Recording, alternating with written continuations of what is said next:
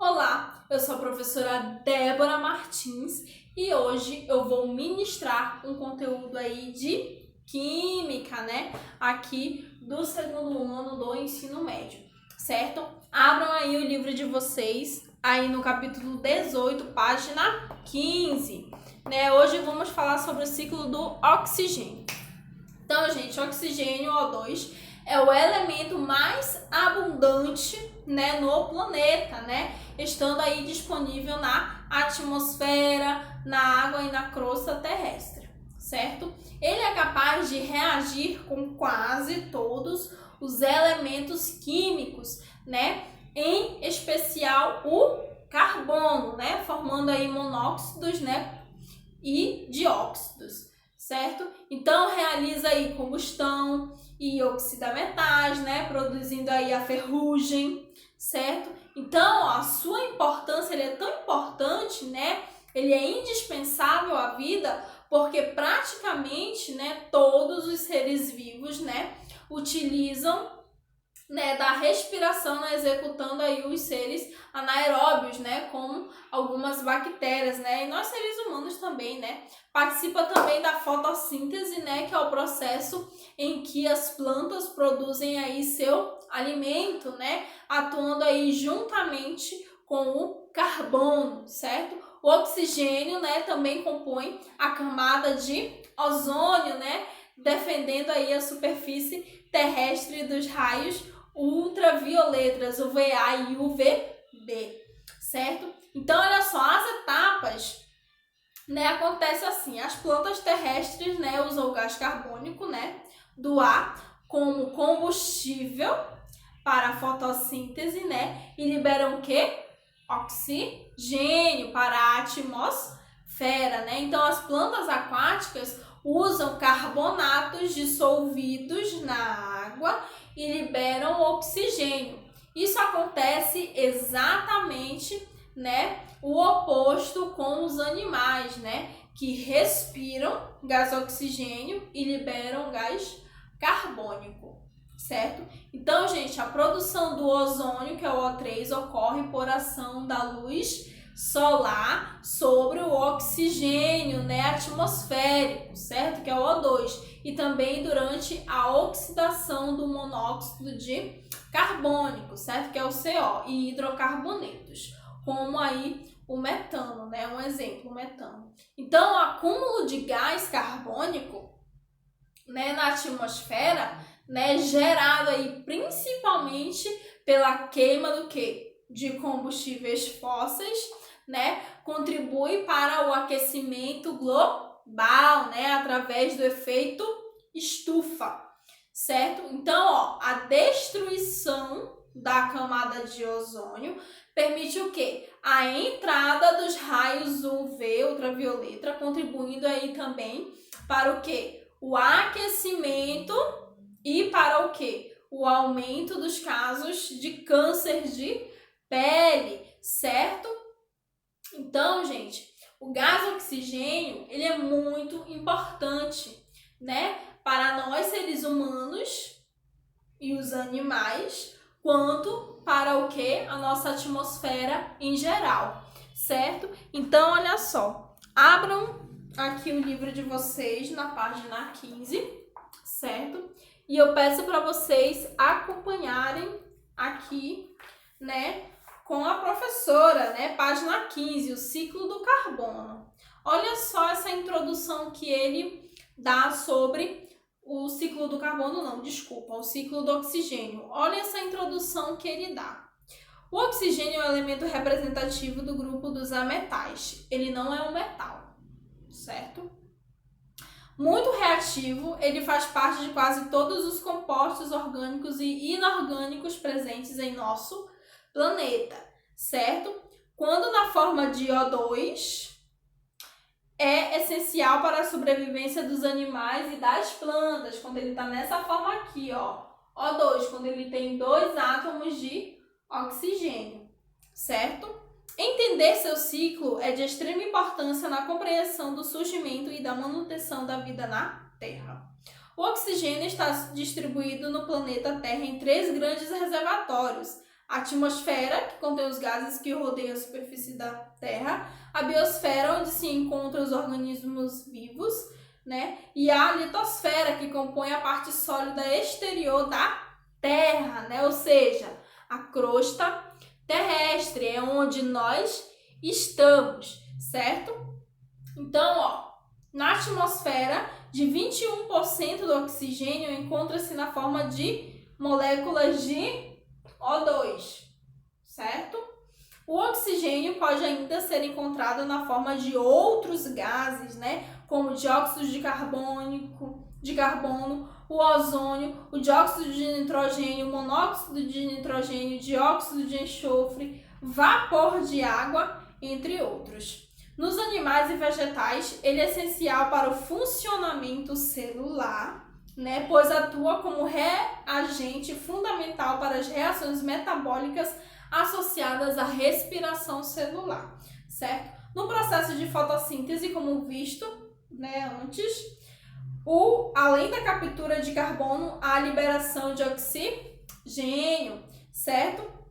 Então, na crosta terrestre, o oxigênio é o elemento mais abundante e encontra-se combinado, em sua maioria, com os metais, né, formando minerais e rochas. Como exemplos, temos a bauxita, rica em óxido de alumínio, né, a hematita, composta principalmente de dióxidos de ferro, e a sílica, né, encontrada em terrenos arenosos, né? Terrenos arenosos, quando a gente vai para a praia-areia, quando a gente vai para a praia lá na Ponta Negra, né? Aquela areia bonita, aquela areia ela é composta por sílica. Ela é composta por sílica, né? É o SiO2, o silício e o oxigênio, certo? O surgimento do oxigênio na Terra. Olha só que interessante. A idade de nosso planeta é de aproximadamente 4,5 bilhões de anos, né? Sendo que o oxigênio surgiu há apenas cerca de 2,4 bilhões de anos, né? Isso indica que em quase toda a primeira metade, né, da existência da Terra não havia oxigênio na atmosfera.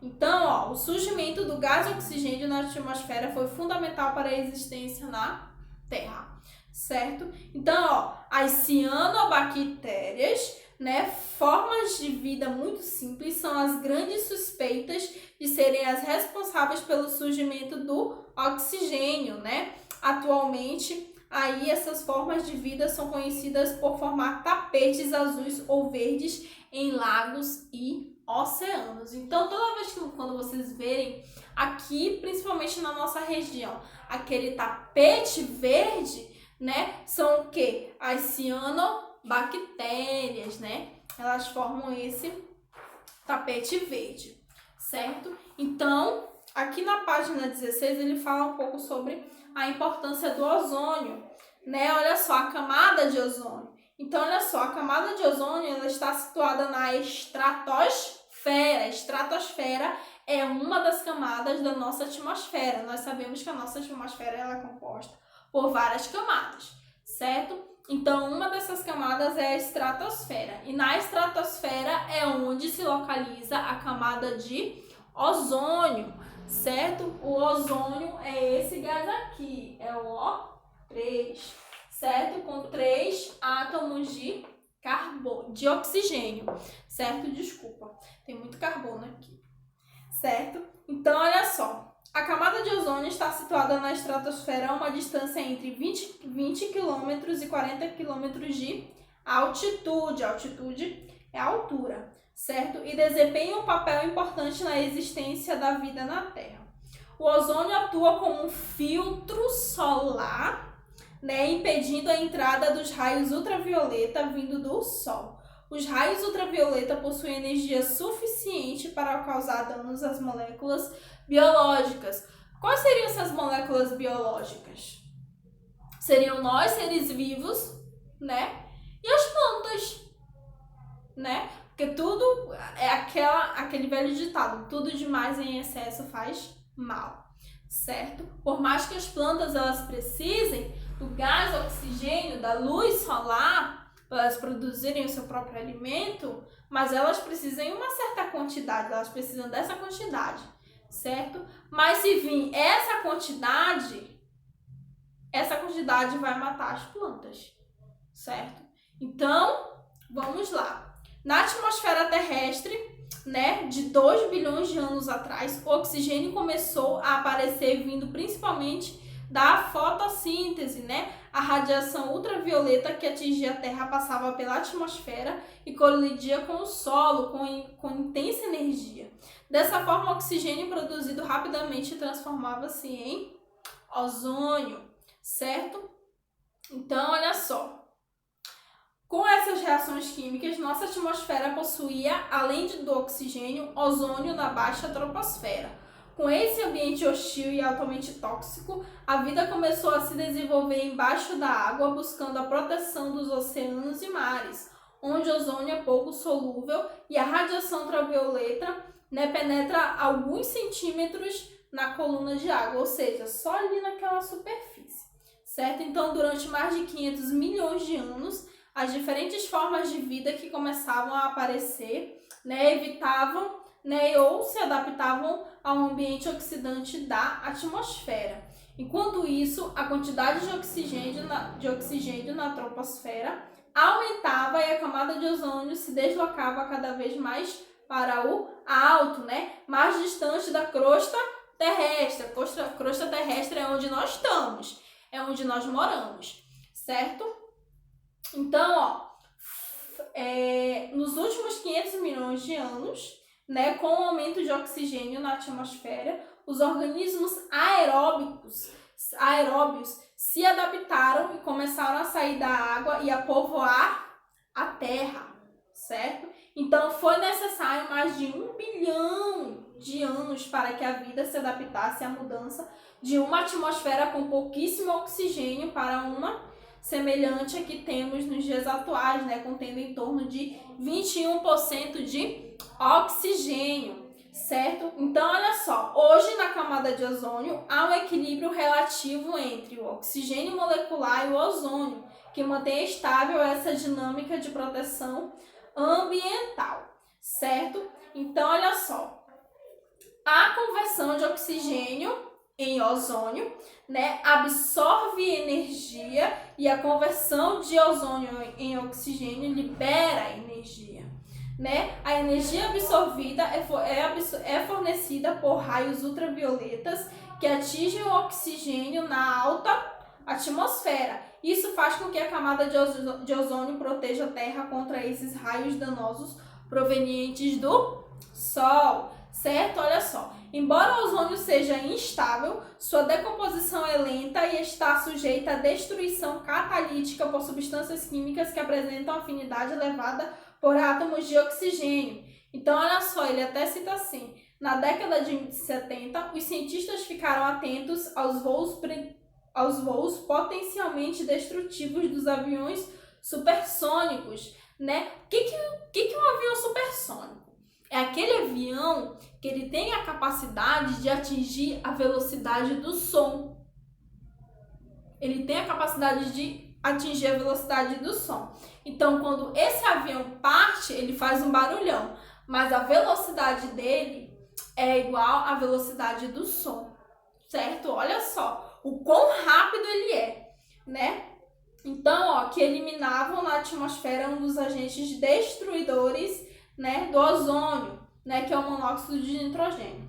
Já na década de 1980, o mundo voltou ainda mais atenção para a camada de ozônio, certo? Foi descoberto que os gases clorofluorcarbonos, né, utilizados em aerossóis como propelente em aparelhos de ar-condicionados e em geladeiras, funcionavam como catalisadores, favorecendo aí a quebra do ozônio.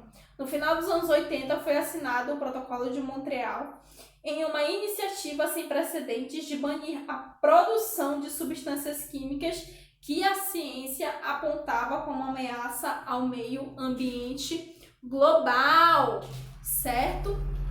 Então, olha só, o que acontece?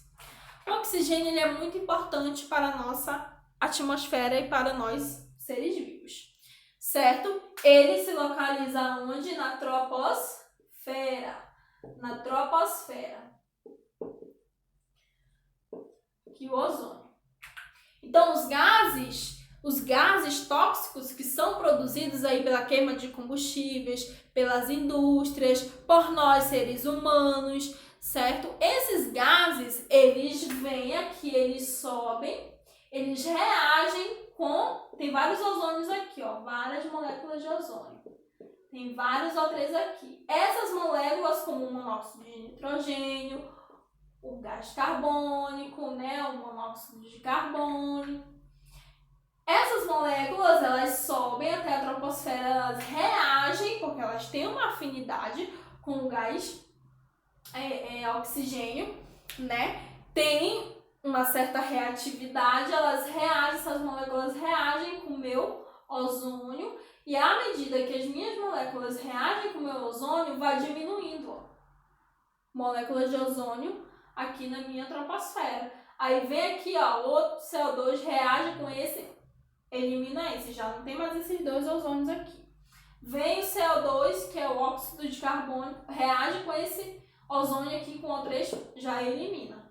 Então, essas substâncias tóxicas que são aqui produzidas aqui na crosta terrestre por nós seres humanos, pelas indústrias e pelas queimas de combustíveis, né, pela queima de madeira, pelas queimas em geral, elas contribuem para a diminuição aqui de moléculas de ozônio, causando o que? O famoso, o que? Buraco na camada